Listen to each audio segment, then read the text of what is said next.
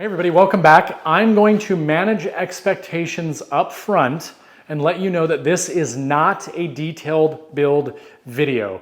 This is a video packed full of information related to what you see behind me here, which is the pantry that we created to replace the pantry that was here. This is a very big project, a lot of very cool hardware. You will see some snippets throughout this video on things that I'm talking about, but the majority of the content that I filmed for this was for Patreon. There's a lot of great information in this video. So if you want to find out an overview of our kitchen, what was here before, the design and how it changed, the hardware that I used for everything on this and how that dictated the design, the materials that I used, the complexity of this install, the challenges that I faced, and whether or not I would change anything on this build, then watch this video. If that's not something that interests you, then you're just gonna hear me talking for a very long time. All right, so I've turned the camera to show you, this is our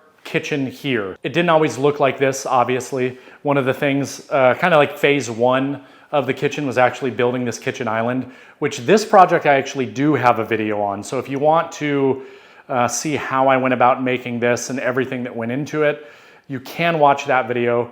I'll leave a link to it down in the video description if you're interested. But what ended up happening is when we built this, it completely changed our outlook on the overall kitchen design.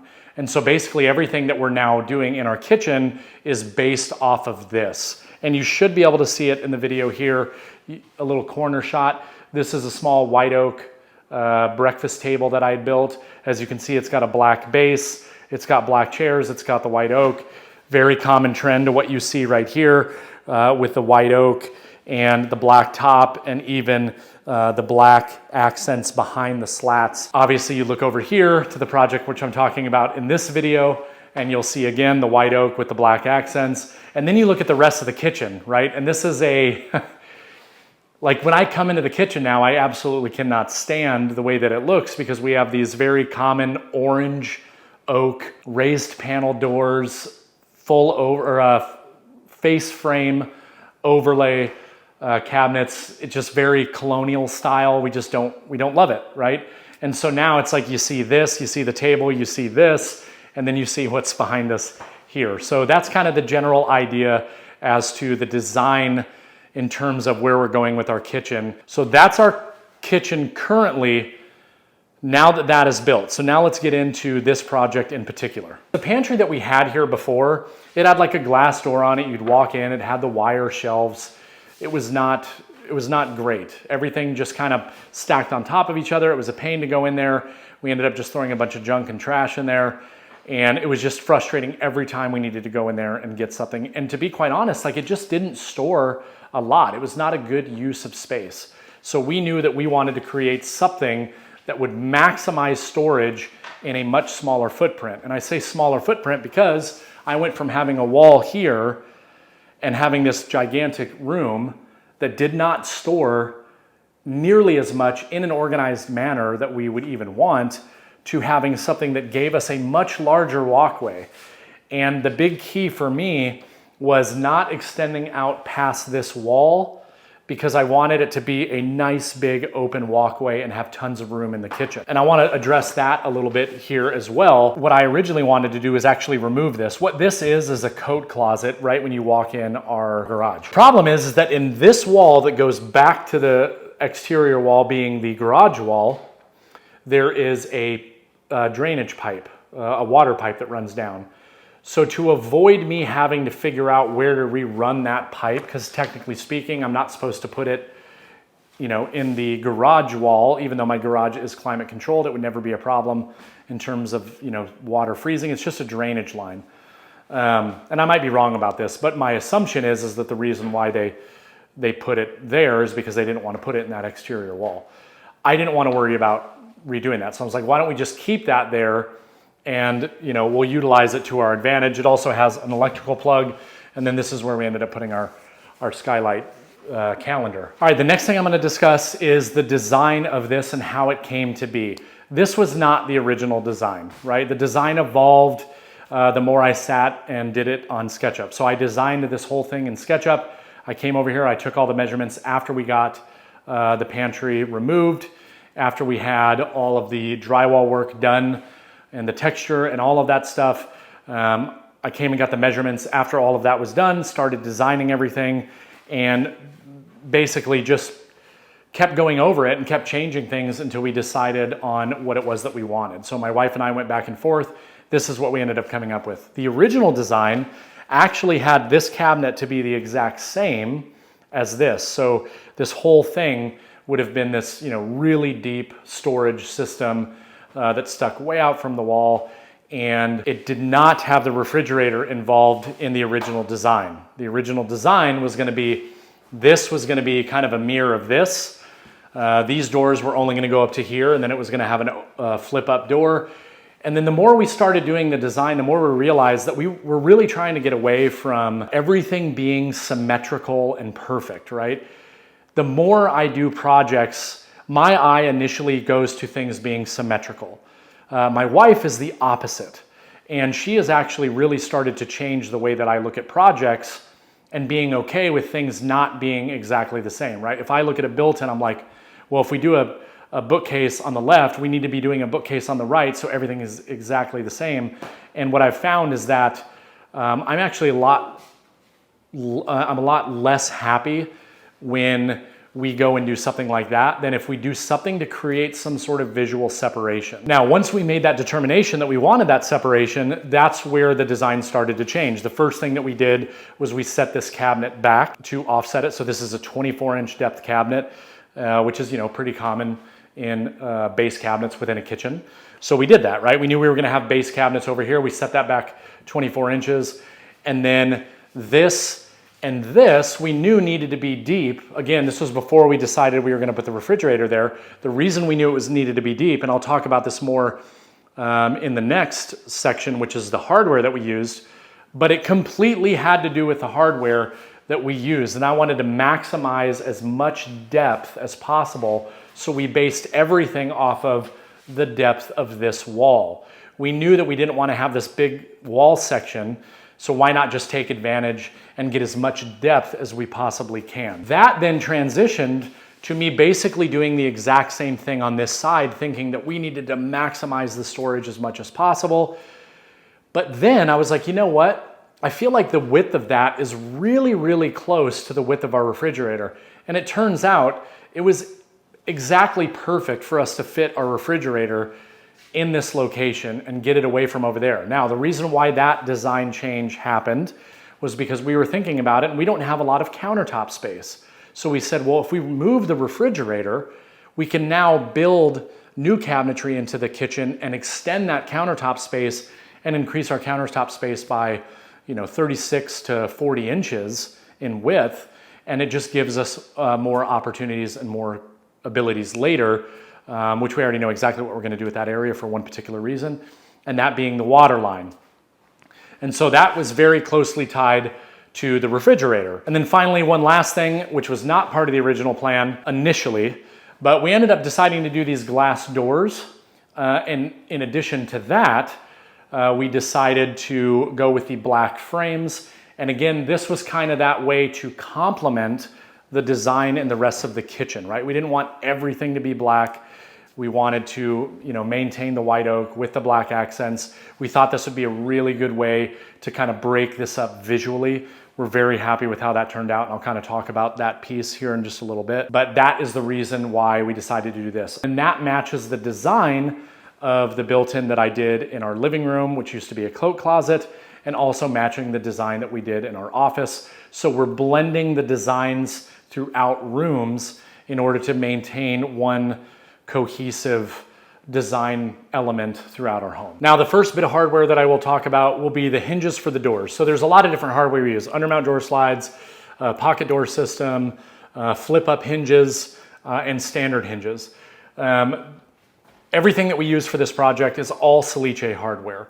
And so I want to start with the hinges. Now, prior to about 2 years ago, the majority of the time I used Bloom hardware.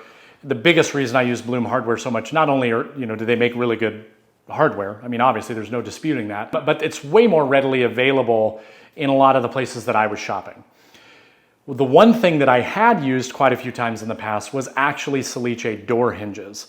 All the other stuff that I'm going to show you in this is a little bit more specialized, but we decided to use Salice for everything. They've been a great partner of mine, and I would highly recommend their stuff. But we used the standard hinges, full overlay, European style hinges. Nothing really special to discuss with these hinges. These doors are very tall, so we did opt to use 3. But what I really wanted to highlight is that this was not the original plan. If we had used those metal frame doors, they actually called for a product from Salice called air hinges. Now the air hinges are actually recessed hinges that would go at the top and the bottom. I really wanted to use them on this project. The problem is that as I was going through the install of this project, I got a little bit too excited and ended up installing all of this. And once it was installed, I didn't have the space needed to create the mortises in order to accept those hinges. So the end result was we ended up going back to using their standard full overlay Euro hinges. And I have a video on YouTube that goes over determining what hinges you need and all of that stuff, if you guys want to find out more information about that. But nothing super special. The original idea was to put cabinet lighting in here.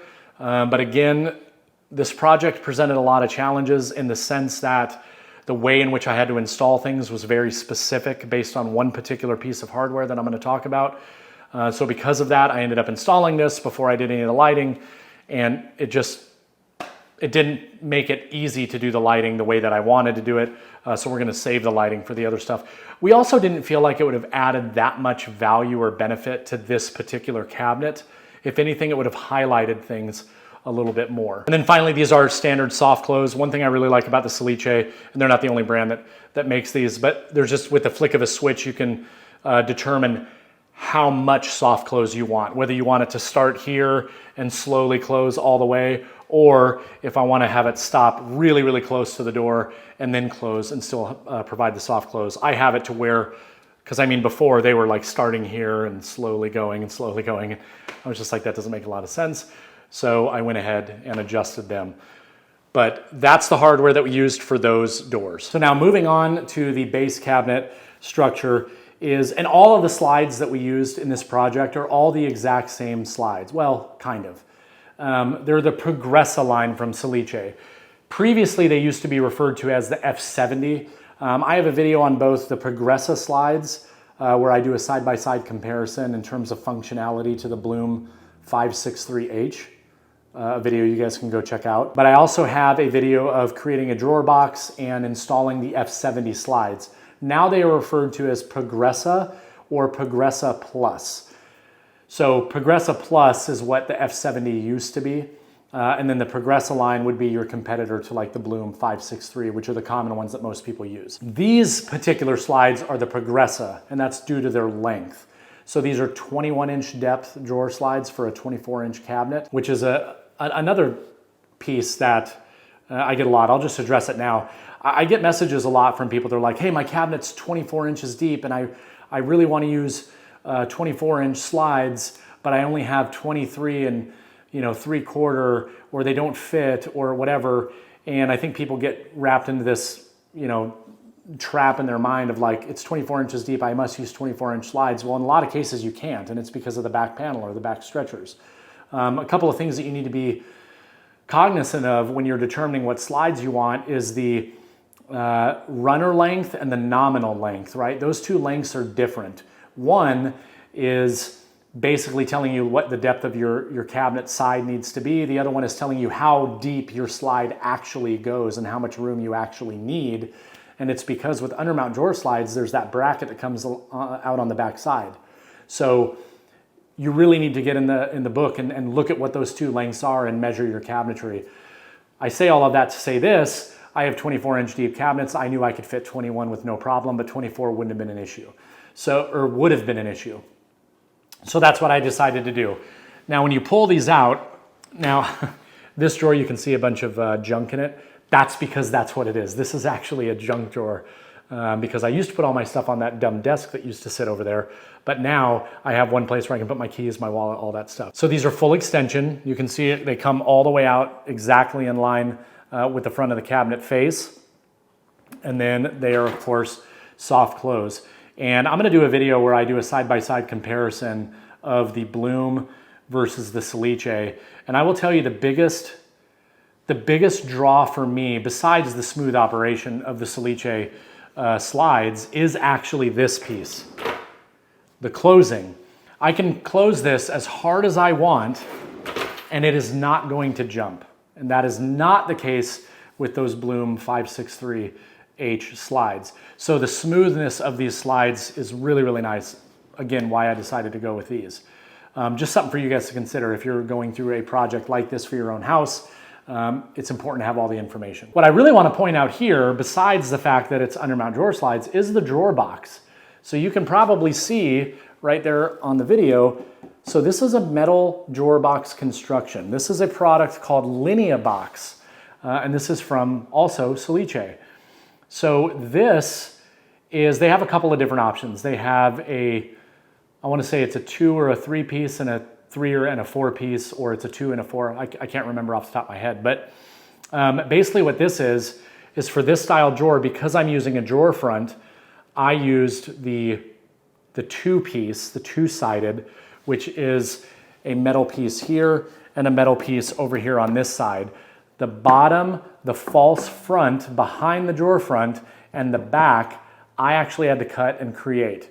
The material that it requires for this is 5/8 inch thick material. Now you can see I have gray. It's like a grayish color. It actually is very close in resemblance to a very popular Sherwin-Williams color called Iron Ore. It's a pretty close color match. It's not a direct color match. But you can see in the video, probably in the back piece here, I actually didn't put any paint or anything on these because I kind of like the contrast.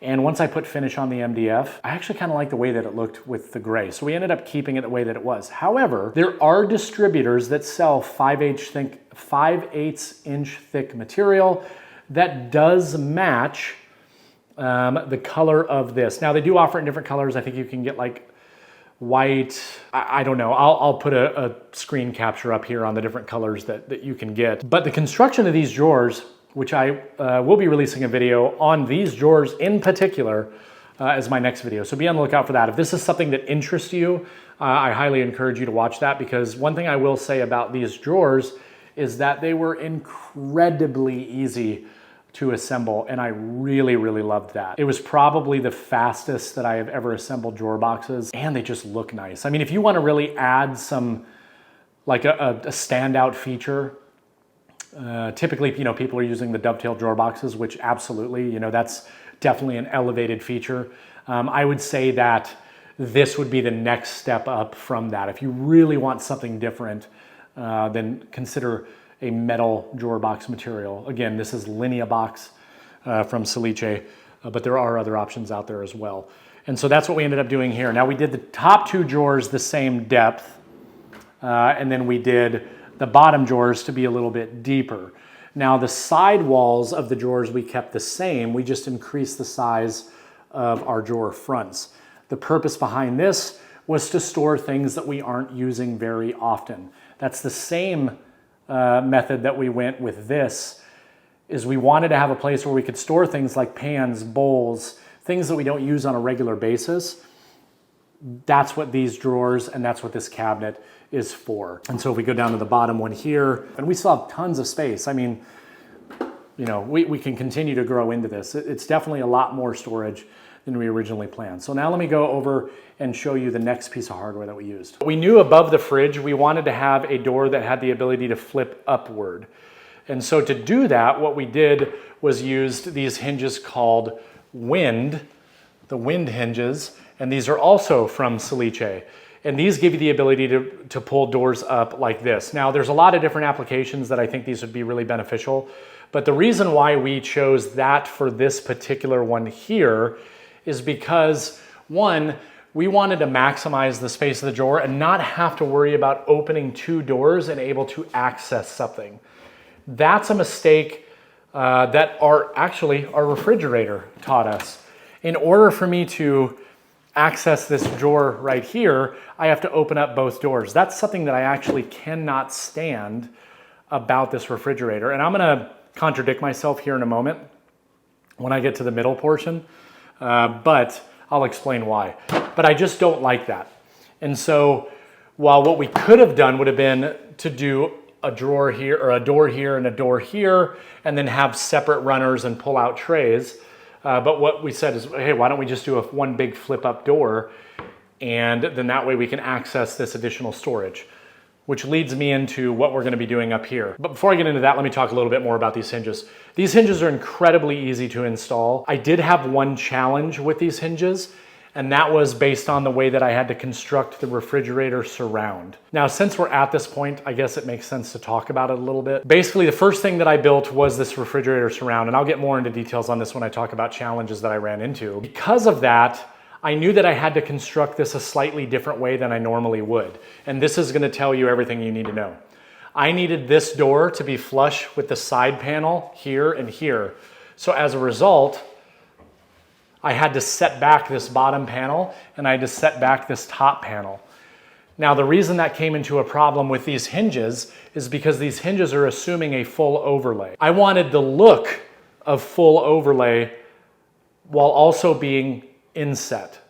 So everything that I do is full overlay, faux inset. And what that means is that I create the look of inset on full overlay European cabinetry by using panels on the sides to create that illusion, okay? So the reason it looks like it's inset is because you see this vertical panel here. Now, if I would have constructed this surround the way that I would typically construct cabinetry, this door would have ended up sticking out. So I had to set that back.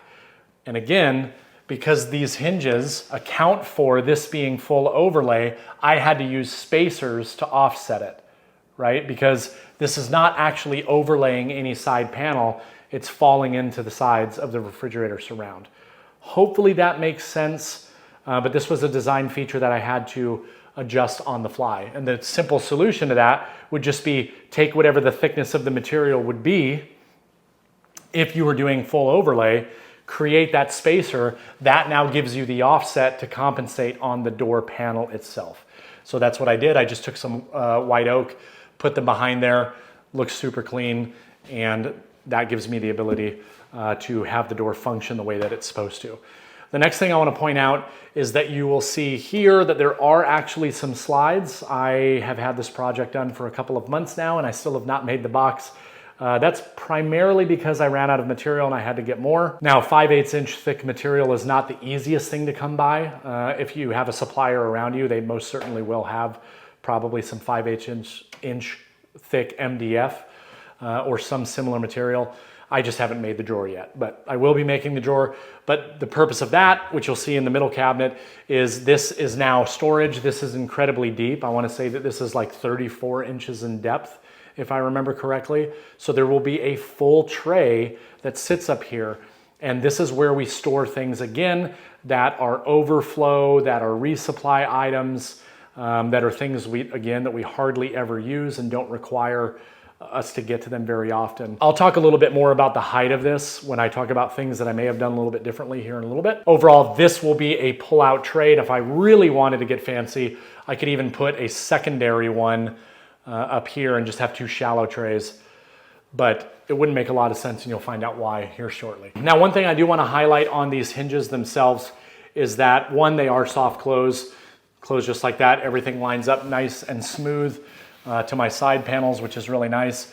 They flip up and it requires no effort. Now, what's great about these is I can stop it anywhere I want if adjusted properly.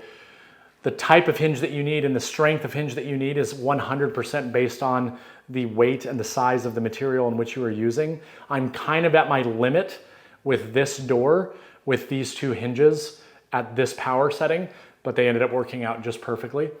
But what's nice is they're designed to where I can stop it anywhere I want and it's gonna hold it. Or I can raise it all the way and it's not gonna dip down on me. So these are really nice. They open almost completely so I can have full access to the interior portion of this cabinet for additional storage. Now, this is the big part that I really am excited to cover, because This entire design revolved off of this single piece of hardware.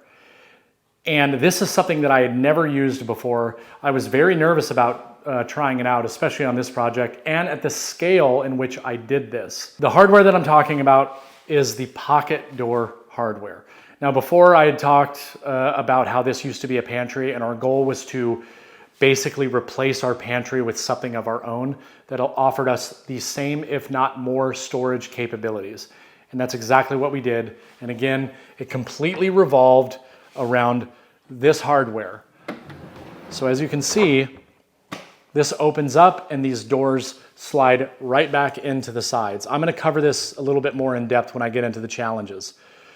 But what this allowed for us to do was to have open access to all of our pantry items in a much more organized, accessible way for us to access those and be able to keep it open if we wanted to, right? While we're working in the kitchen, we don't have to keep opening and closing the doors. To be able to dictate one side or the other that we're utilizing, which is why you see this divider here in the center. And also give us the ability to maximize the space being used while giving us more space overall. But we also wanted the ability to, if we have company come over, all we have to do is close these up. And now we have this, I mean, really beautiful, statement piece that is full of all of our stuff that we don't want to be seen when we have company. So that is why this whole design was based off of utilizing that hardware. We knew that was the most important thing for us to do. Now let's talk a little bit about the inside. So as you can see here, this is clearly not a wooden drawer box material. This is the 4-piece Linea box system, which the big difference here, we have 2 different sizes, right? So we've got the 100 millimeter tall, I think it's like 101 millimeter. And then I think we have, it's like the 150 mil tall. We wanted tall ones on the bottom. We gave a total of 4 of those. And then we stacked the 101 millimeter ones up here. And we're still gonna expand on this in the future. Specifically up here, we're gonna do one that is basically just the height of this, which houses all the things that we don't want the kids to grab that might be snacks and treats for mom and dad, right? But we don't want them to see because they can't reach that. But what these are is this is now just a metal front drawer as opposed to what we had over here, which are drawer fronts, right? We knew these weren't going to be visible. They're going to be behind here, but at the same time, when it is open and visible, it looks really nice. And I like, again, that contrast of color, which is why we decided to go with this. Now, these are even easier to install because the only things I had to cut for this is the bottom panel and the back panel. But now that I have this pulled out, we decided to use 30-inch slides for this. Now, these are the Progressa Plus. Once you get over, I believe, 27 inches and above, you go to the Progressa Plus. They have a much higher load rating, and they give you the ability to go with the longer slides. We went with 30 inches, and we have everything that we had in our previous pantry, and more, I would argue, within this right here, and it's way more organized. Like, this is all baking stuff. Right here, we have more baking stuff. Here we have a bunch of different snacks and stuff for the kids, things that they, are readily grabbing for, that is at the height where they can access those. Chips and that kind of stuff for the kids, boxed stuff, breads.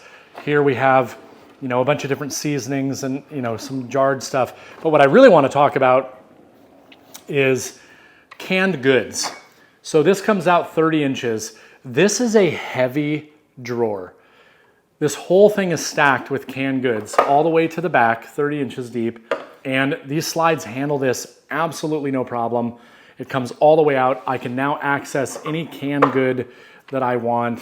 And again, it's really easy to reload and store this. And because they are such a smooth operation, soft close, I don't have to worry about anything sliding all over the place, except when the kids come in here and they, think it's fun to slam the stuff as hard as possible. But I mean, this has been one of the absolute nicest additions that we have had, and we absolutely love it. And a lot of times, you know, we'll have one of these open if we know that, you know, my wife is baking and, you know, making something with the kids. We can just have this open, grab all the things that we need, close it, go back, have this one closed. And it's been such a nice addition to the kitchen. So this, I would say, everything revolved around this right here.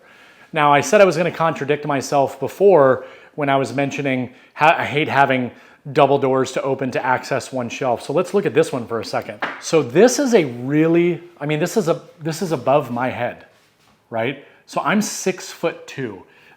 I can literally stand underneath this. And this is a huge drawer, huge pull-out tray. What we use this for, and again, this is probably something that maybe I would have done a little bit differently in terms of design if I was to redo this. But at the end of the day, we were really trying to maximize the depth. So there's other things that you can get, right? You can get the pull down stuff, but then you're not maximizing the depth. We wanted to maximize the depth, so this was the solution that we came up with. Had we gone with these all the way up to the ceiling, we'd still be running into the same problem, right? But my thought process when I designed this was, you know, we go to Costco like most people, and, you know, you go there and you buy, you know, paper towels, and you have this gigantic paper towel roll, but you want it easily accessible. So that's what we're utilizing this for, right? We've got extra things of chips, extra things of, you know, applesauce for the kids. That's where all the stuff that I want a place to store the additional things that I buy.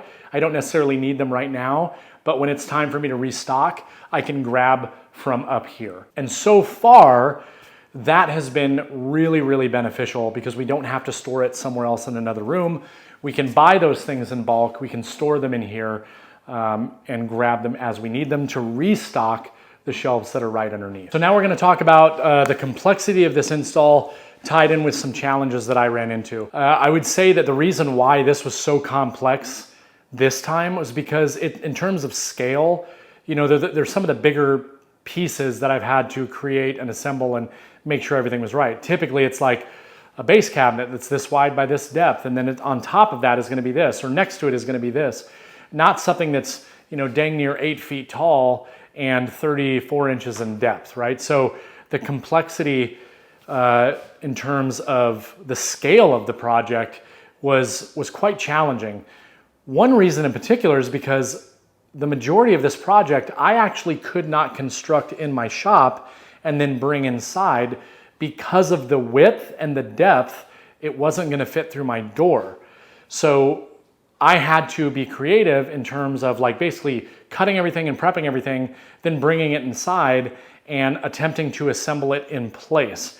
And that was a little bit more challenging because I don't have all the space, and you're like trying to, you know, figure out how I can go about doing this, and I've got to turn this cabinet, and, you know, I've got to flip this thing over, and now it's this huge thing, and I got to stand it up, and I'm doing most of this stuff by myself. So the simple scale of the project itself presented a lot of challenges. And then obviously this project took way longer than I was originally expecting, and that's because of the way that I needed to do it.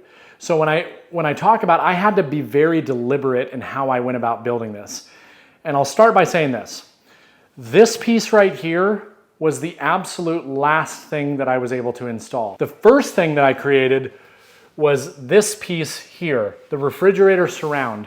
I needed to get that inside, attached to the wall, in place, level, all of those things before I moved on to placing this large cabinet that you see here. Now, the reason why I was not able to install this until after I installed that is because there's a pocket here and there's a pocket here. There's a space in between the side of this cabinet and this wall and the side of this cabinet and the side of the refrigerator surround.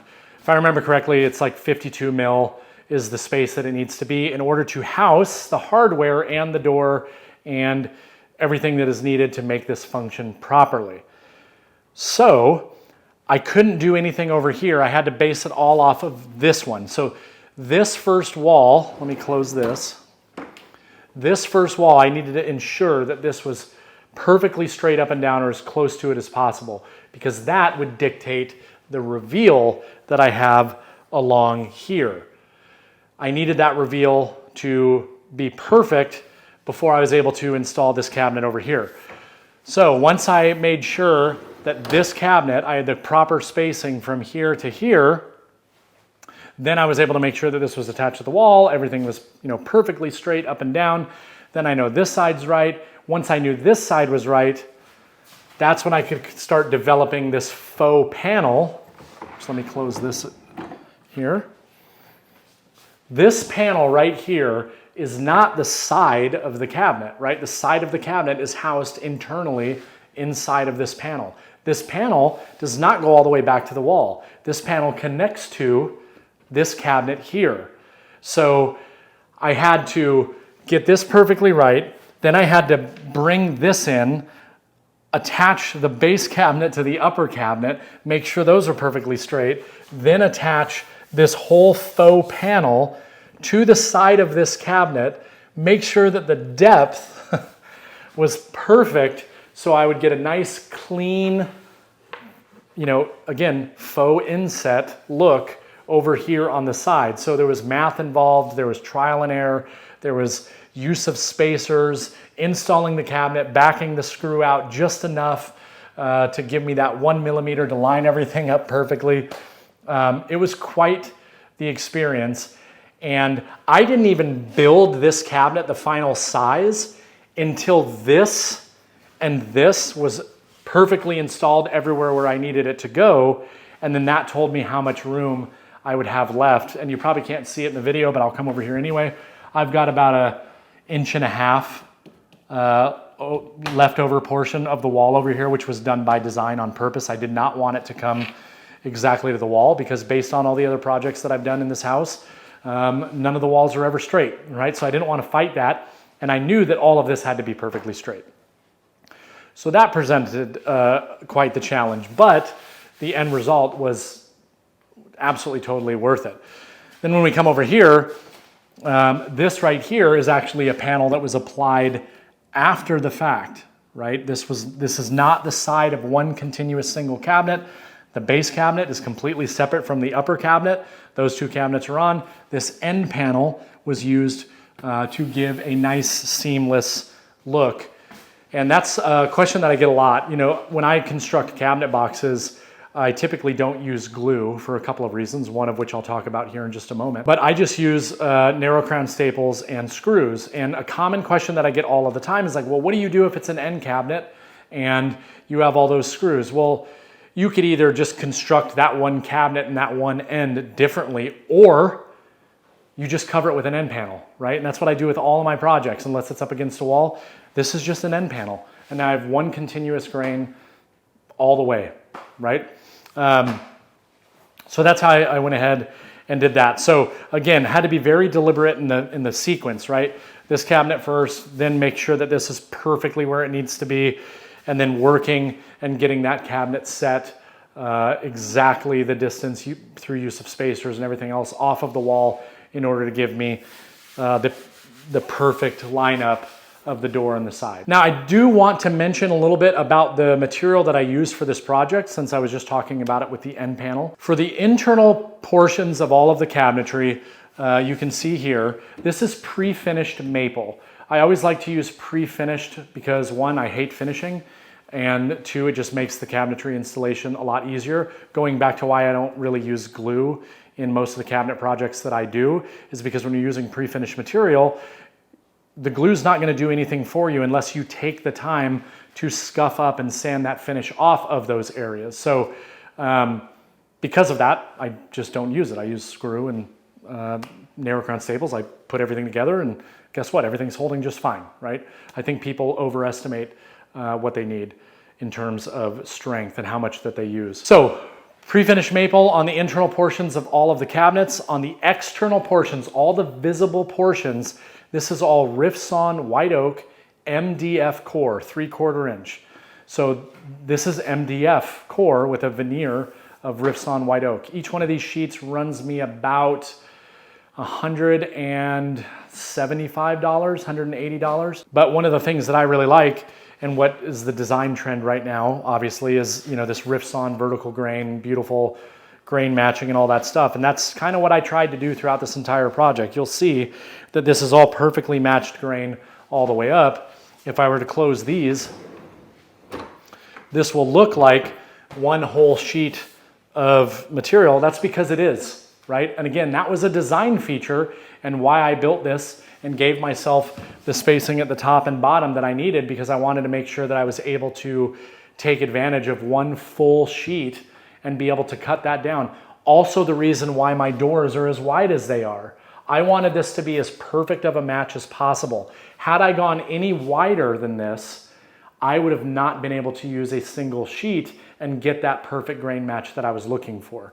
So when it comes back to design and the materials that you're using, you really have to have a good idea of what the final look that you're going for, because that can drastically dictate the design in which you are using, because your materials will dictate your design in a lot of cases. If this was wider than 48 inches, I would have not been able to get that grain match. If this was wider than 48 inches, I would have not been able to use one continuous panel all the way across. If these were deeper than 48 inches, I couldn't use these as an end panel, right? If I had longer than 8 feet to work with, I wouldn't be able to use this material. I'd have to source 10-foot material and cut it down. So something to keep aware while you're designing a project. Next material that I use, this right here, is ash. I did use India ink in order to get the black color. The finish that I used on all of this, and I get asked this question all of the time. I have been on the lookout I was on the hunt, I should say, for a finish that would leave white oak looking as natural as possible. What I came across, based on the recommendation of somebody on Instagram actually, was to use a product called Renner 718. Renner 718. It is a 2K finish, meaning it's a 2-part finish. It has the water-based top coat and the solvent-based finish. It's a 5% mix to the regular finish itself. You mix it all up and you have about four hours or so pot lifetime in order to spray it. But it is a zero sheen, basically. If you want to keep something looking as natural as possible, the lower the sheen, the better. The higher the sheen, you're gonna get the complete opposite results. So I tried that on some white oak on my kitchen island, and it is uncanny how natural it looks. People come in here and they look at it and they're like, why didn't you put any finish on it? I'm like, well, I did put finish on it, and it is bulletproof. It is an incredibly strong finish. It's not cheap. I think I pay like $150 a can. It might even be more than that. But it lasts me quite a long time. And you have to buy the hardening agent as well. But it's an incredible finish. And if you're looking to get white oak to look as natural as possible, I would strongly encourage you to take a look at that. Circa also makes a product. And I haven't utilized it yet on a project, but I'm going to be doing a video where I compare the Renner 718 to the Circa finish. But what you're looking for is a zero sheen or a very, very low sheen. If you're looking to get white oak to look as natural as possible, like it doesn't have finish on it, but you need ultimate protection, that's what you need to be looking at. Now, the reason I'm bringing that up is because I see very often, you know, people coming up with special dyes and stains and all that stuff just to put the top coat that they like to use over the top of it, just to achieve that same thing. You know, why not just find a top coat that not only is bulletproof, right? Spend a little bit more money, which you're probably not, because now you're not spending money on getting the special dye, and just getting the results that you want. So definitely check that out. I have a video where I actually compare that versus a bunch of other ones to try to get that natural one. And that's actually when I discovered just how uncannily good it is. And we use it on everything now that's white oak. So definitely check that out. One thing I do want to mention also is it can have a positive effect when it comes to the overall finished look on something like this, right? So when I used the same finish, the zero sheen, the Renner 718 on the doors. The material that I had just happened to be quarter sawn ash. I don't like the look of quarter sawn. I don't like the ray flecking. To me personally, I'm not a fan of it, right? So when I cut that, it was the only ash that I had. The reason why I wanted to use ash is because I used ash on the base of the breakfast table, which I also used India ink on, and it just absorbs the India ink so perfectly that I wanted to make sure I used the same one. White oak is a little bit different, right? It can be a little bit more challenging. It usually requires a couple of coats, if not more. And I didn't want to deal with any of that. And so what I found is that when I put the India ink on the quarter sawn ash, it really pronounced that ray flecking and everything. And I was like, oh man, I know I'm not gonna like this. It's not gonna look good once I put the finish on.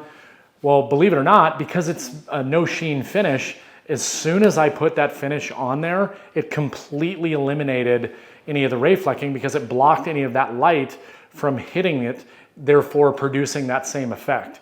So in this scenario, it actually had a very positive effect on the finish that I was looking for on those doors. So when it comes to finish, whatever you're gonna use, just make sure you test it out on whatever material you're using.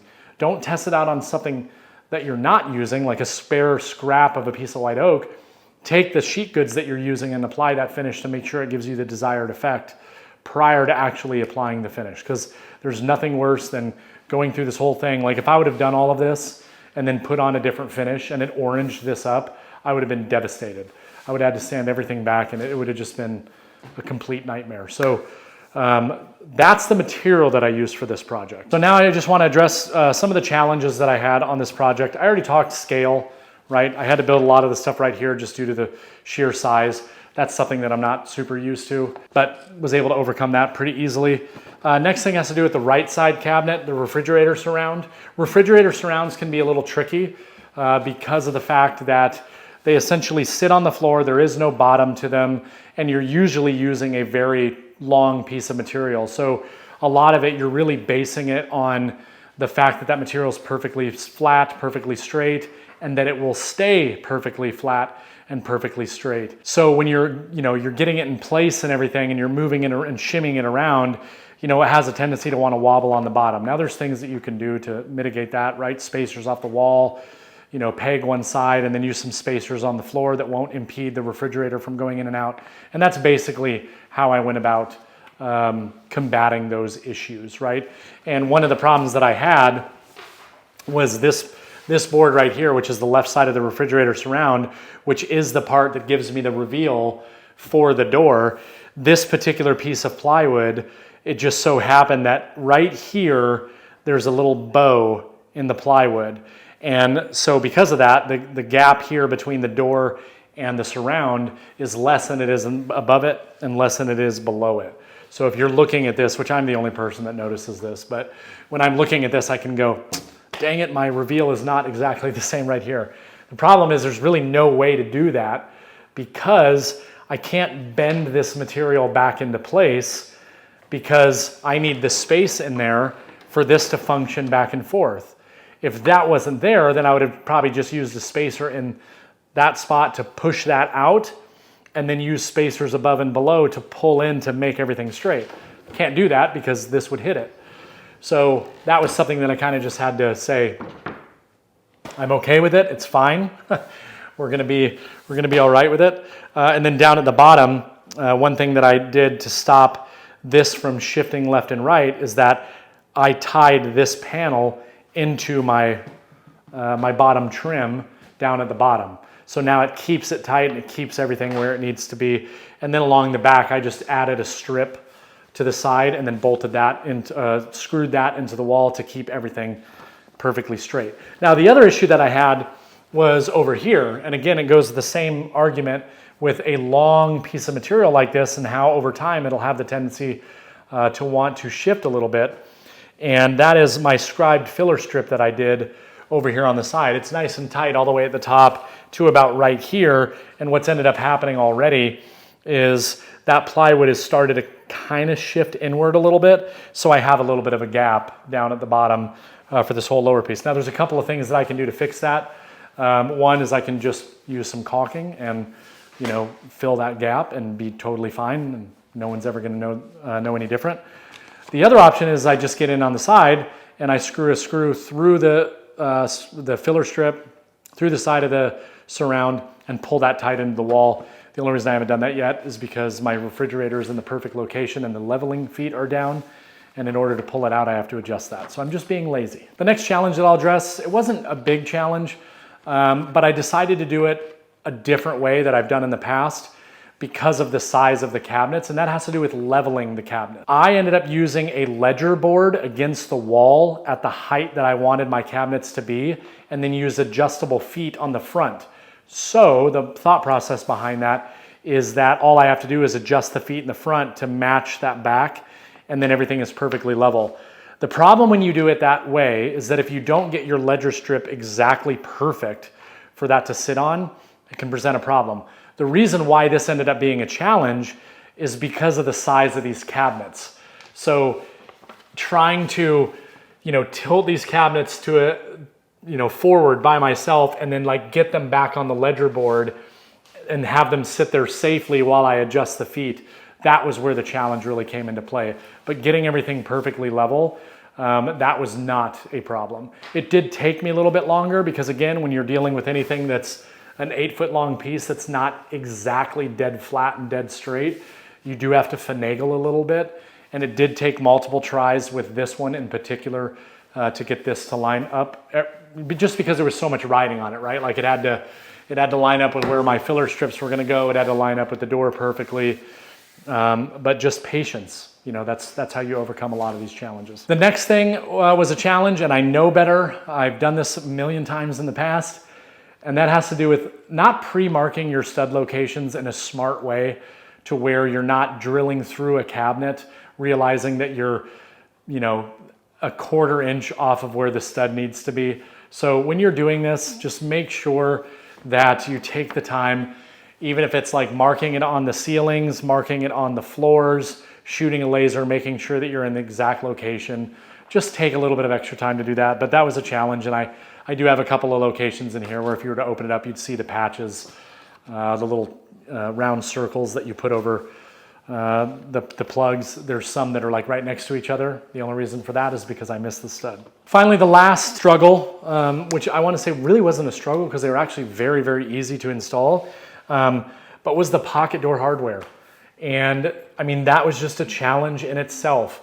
The one particular challenge that I had as I was doing the install is specifically on this side. And it had to do with the way that this cabinet here was oriented and the way the wall was not perfectly flat. Basically what was happening is when you pull this, when you push this back, there is a roller that, and it actually is starting to catch a little bit. I need to make an adjustment to the door, which I want to talk about that here in just a moment. But basically there's a roller, and that roller will ride on that side panel or touch it and able to make sure it doesn't mar anything. Well, what was happening is it would get to about right here and it would just stop, and I would have to like push it back because this side panel was actually slightly canted out. So that's why this cabinet took me so long to dial in and get perfect. And it was because of that. So much so that just to avoid having to shift everything, I actually pulled this cabinet away and routed out a groove where that was riding, just because like if I pull it right here, it's not touching it at all. It's not till it gets right there that it's starting to touch, because this is supposed to retract all the way back without me applying pressure to it, right? Like this one does here. If I just push this back, it goes all the way back, no problems. But if I do this one and I push it back, it'll stop right there, and it's supposed to go that far. It didn't always do that. So part of me thinks that I just need to make a minor tweak, like the door has changed. But that was a struggle. I mean, that was a huge, huge problem. And that's actually something else that I want to talk about in terms of like challenges, is that hardware had to be mounted to the cabinet prior to this going in.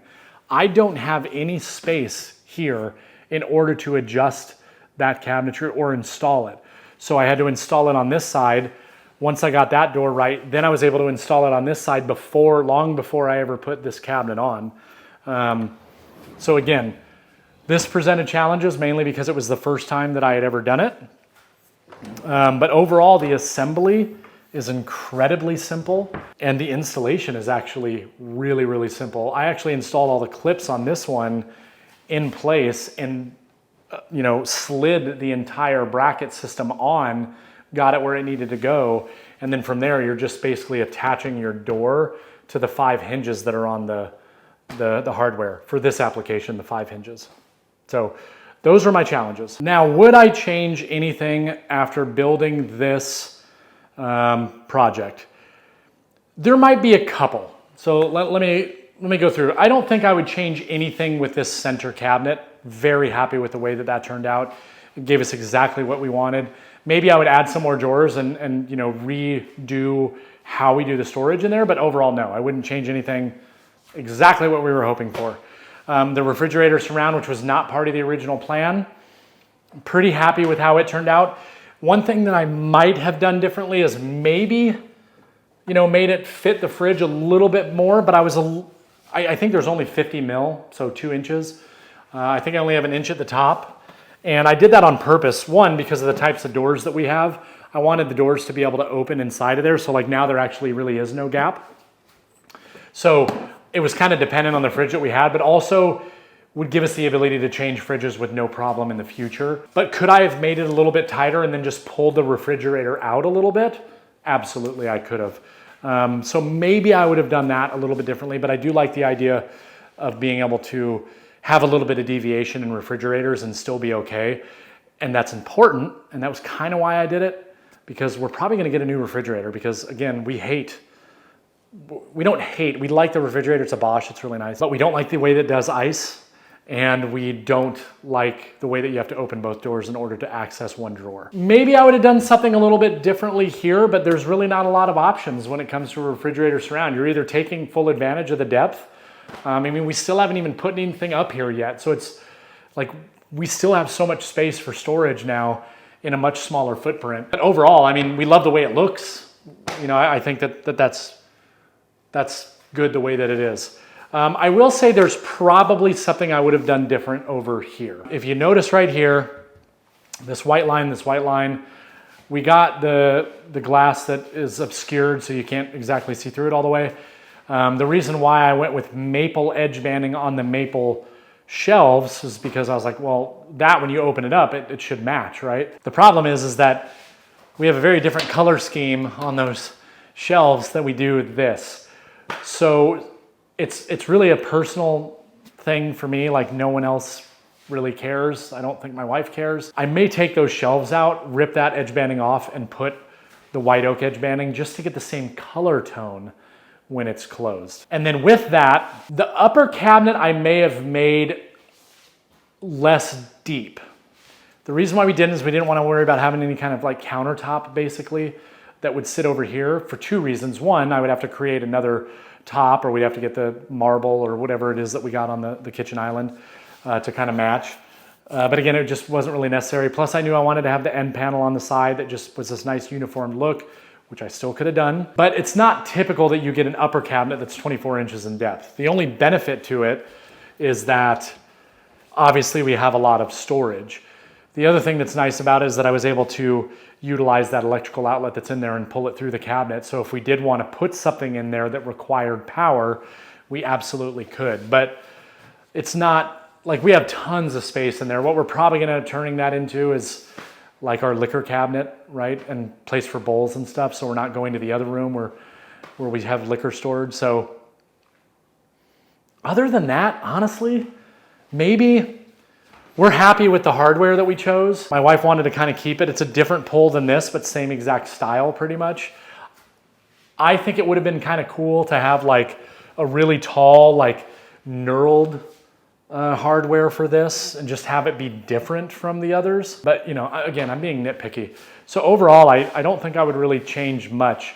And this project taught me a lot, and it really gives us a good basis to do the rest of the kitchen now at this point, because we've really started to develop this style in this room. And now the last step really is just to do it everywhere else. So hopefully you guys like this video. I know that this was long. I wanted to share as much information as possible. I know this won't be a banger video that everybody ends up watching because I'm not teaching a lot, but hopefully you learned something from it and it helps you in your next project. So this was a lot of fun. I can't wait to get started on the rest of the kitchen at some point, but the long list of things in our house is never ending. See you next time.